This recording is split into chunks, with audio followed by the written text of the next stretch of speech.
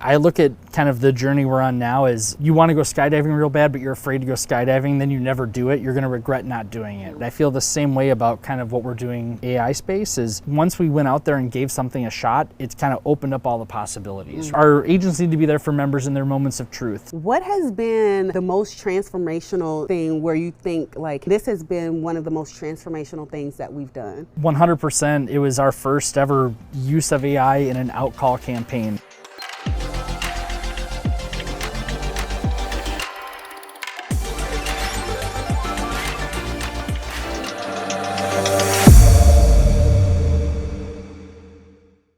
Hey guys, welcome to another episode of Tipsy Thursdays, this transformational leadership series. I'm super excited because I'm sitting here with none other than the epic, the amazing Will. Will, thank you so much for taking the time. We're here at Talkdesk Cab event and you could be anywhere and you decided to sit down and talk with me about this transformational leadership Yeah, series. absolutely. Excited to be here. Tell the audience a little bit more about yourself. Give them your full name, your title, where you're at, what does day-to-day operations look like for you? My name is Will Sinan. I work for Consumers Credit Union outside of Chicago, Illinois.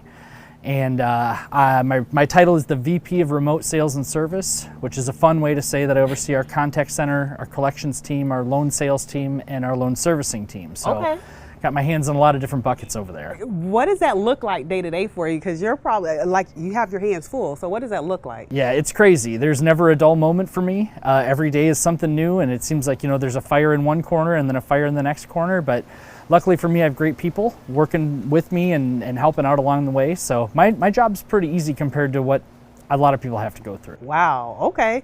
So we're in this series for season 6. We're talking about transformational leadership, and you heard me talk a little bit earlier about work in this AI era. Yeah. What does work look like in this AI era? I believe it is going to transform how we as humans know work to be. Almost like when we think about cars and what it did to transportation, or ATM and what it did to finance.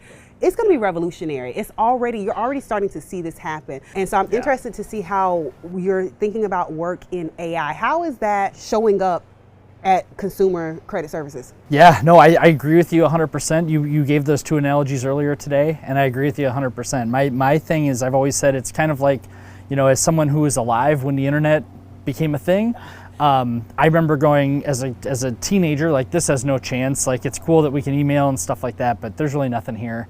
And then, within 5, 6, 7 years, it's like everything is online. Your banking is online, and it's like transforming everything. Mm-hmm. I remember too, people being very afraid about, self-checkouts and how all of this technology is going to, like, what is everyone going to do for a job? How are we going to, like, maintain a workforce? And we did, right? We figured it out. There was new things that came up and new roles and new ways of working.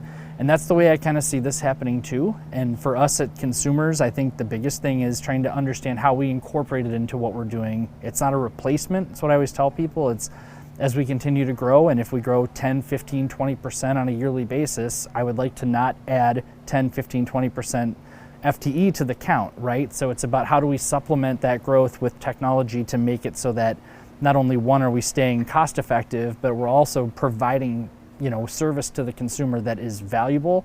Our tagline is always, we're the people in your corner. Ooh, I like that. Say that again. We're the people in your corner. Yeah, and so, I'm a big fan of that. We live that every day. And so this is not about replacing those humans. It's about making sure that we can be everywhere for all the members at all the time. I love that. So on that same train of thought, as you think about being the people in their corner, how are you seeing work shift and roles shift, and how is that impacting like HR and talent and recruitment and different things like that? Are you seeing that transform just yet? Yeah, definitely. There's a couple of different ways I think we see that. Is right now we're just kind of starting out in how we're going to use all of this technology and how to harness it, and we've been pretty exploratory and kind of adventurous with the things we've tried. So we've gone through a couple of mergers, and we've used different AI outbound call techniques to try to get in front of people about things that we know are going to cause problems when the merger happens and when the conversion goes live. And those have been really effective. And one of the interesting things is the members that we didn't think would be receptive to that at all, have been very receptive to it and very grateful for it. So that kind of tells us that, hey, we need to dive deeper into this and get away from the easy ones, and we have to train them on how to deal with the more difficult situations, right? So that we don't need to, worry about things like making payments or, getting someone a balance, right? It's about trying to get super agents, more or less. Yeah, I absolutely love that. And something that you said that I absolutely love, you talked about what I really consider good customer experience. You started to reach out proactively, right, for things that you thought might even be a problem to customers, to get ahead of it, right? To say, hey, this is what's going to happen, FYI, right? So that it didn't drive inbound volume into a context. And when you already knew this was going to happen, you planned for you already planned for these things. So you were proactive in your outreach, which is really what I believe the definition of real good customer service is. So I love that you said that. Are you a business owner or a CX leader running a center without a dedicated WFM team? Well, maybe you may have one person on the ops side covering the whole function. Or maybe your WFM team actually sits inside of your BPO, but not on your side. And that's not on you, it's a structural gap. But it means you're making calls and strategic plays, likely missing service level or overstaffed and bleeding budget without anyone dedicated to reading your data, turning it into insights that align with your CX strategy. So we're doing something about it. 100 free data analysis and strategic workforce assessments where we look at your phone data, your forecasts, your schedules, and intraday performance. And in 72 hours, we hand you back real answers, not a pitch deck, just the insight that a dedicated WFM leader would normally give you. I did this for a client named Sabina. She was running 3 contact centers operating at a 59% service level. And within 60 days of her data insights, we moved her from a 59% service level to an 82% service level. And what mattered most is that she got her evenings back. She got her time back. She stopped doubting her data. And she actually had a strategy that aligned to her CX strategy. This is completely free. We're doing it for 100 leaders between now and September 15th. So if you are a CX leader and you're running a center between 50 to 5,000 employees, you have your phone data, you don't have a WFM team, I highly recommend that you take your data, turn it into insights, and you apply below and let us help you. See you soon. On that train of thought, when you started to do the outreach, I'm interested, what are you using Talkdesk for today? So today, Talkdesk is our main telephony platform. We use it for workforce management, all of our contact center operation, quality management, all of that. And really, we're starting to now go and we're trying to get ready and prepared for a full agentic experience now going forward. So we're focusing on like FAQ type things for starters, and it's about trying to, again, eliminate those high volume, low impact things. And one of the interesting things that we're trying to accomplish with Talkdesk now is we want to put out there kind of a loan agent on our webpage that can help people answer all the questions that people have, right? You know, it's funny when you've been doing this for so long, you kind of forget what you don't know. So people that want to come in and ask, you know, hey, do you do loans on classic cars? Do you do them on tractors? What would my payment be if I did this? What would my rate be? How do you do this and that? And just building an agent that can respond to them and answer those questions anytime, day or night. So that's one of the big things we want to solve for. That's our credit union is very heavy auto loan based, and so we don't have like a lot of big mortgages or like big loans that kind of, you know, take up all of our assets. It's really about car loans is our main thing. So it's a lot of little loans, and they need a lot of, you know, hand holding, and a lot of questions need to be answered. So I'm curious, how did you decide as a leader to start there? Like, oh, we're going to start with FAQs, or we're going to start with this volume. For any other leader that's listening and they're like, I can't think of the right place to start with AI or whatever. How did you decide to start there?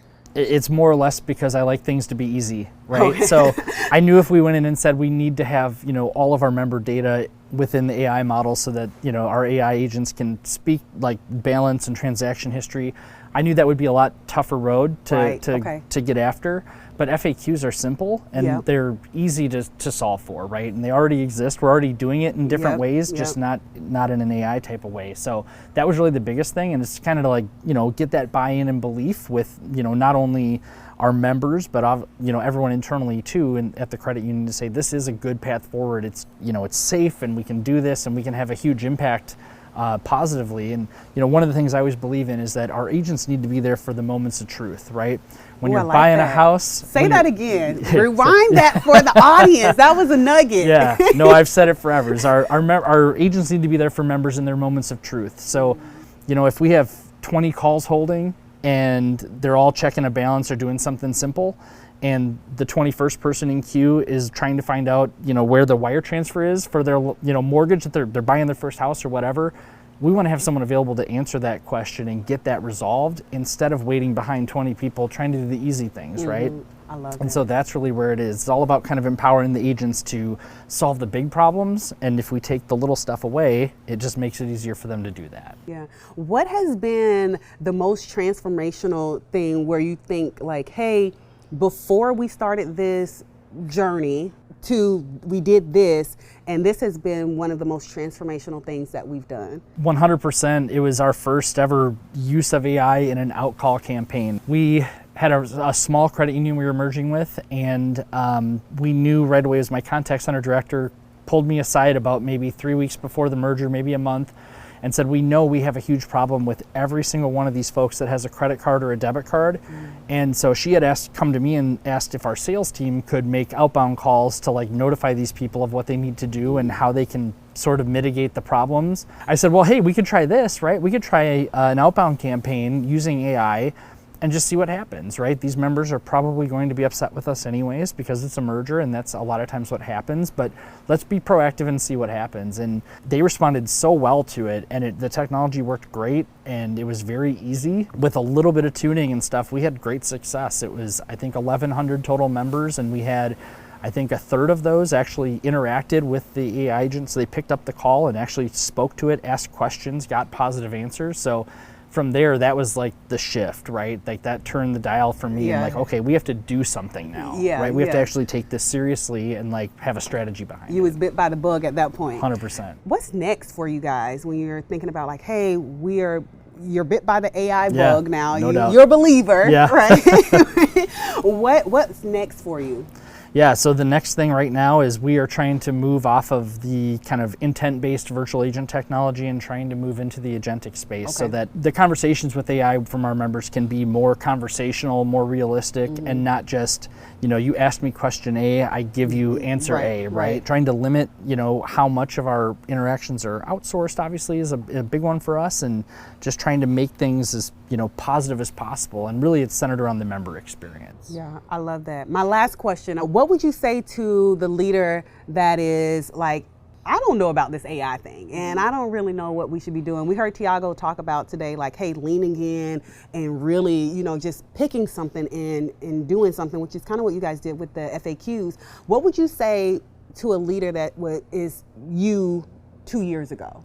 Yeah, I look at kind of the journey we're on now as, if you want to go skydiving real bad, but you're afraid to go skydiving, then you never do it. You're going to regret not doing it, right? I feel the same way about kind of what we're doing in the AI space is once we went out there and gave something a shot, it's kind of opened up all the possibilities, right? So it's like, wow, this is amazing. I want to do this all the time now. So the advice I would say is if you're curious, go give it a try. Find something small, something simple, and give it a try and, start getting your own buy-in, right? And people will start buying in with you on it. I love it. I love it. Well, thank you so much, Will, for taking the time to sit down with me. Again, you could be anywhere and you decided to sit down with me, crazy old me, and talk about transformational leadership. You heard it here first. Thank you guys so much for tuning in. Until next time, you know what to do. Go be great and let's make impact. See you guys soon. Bye.